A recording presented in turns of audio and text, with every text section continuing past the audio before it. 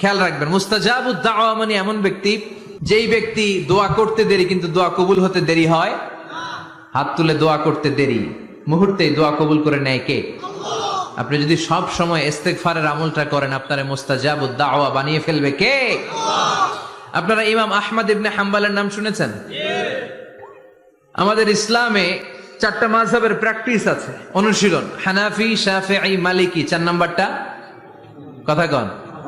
আরো অনেক মাযহাব আছে, কিন্তু এই 4টা মাযহাব বেশি প্রসিদ্ধ। গোটা বিশ্বের মানুষগুলো কোরআন সুন্নাহর আলোকে যে আমলগুলো করে, এটা 4টা মাযহাবের রেফারেন্সের সাথে কোনো না কোনো ভাবে মিলে যায়। এটার প্রথমটা হচ্ছে হানাফি, দ্বিতীয়টা শাফিঈ, তৃতীয়টা 4 নাম্বারটা সবাই বলেন কি নাম?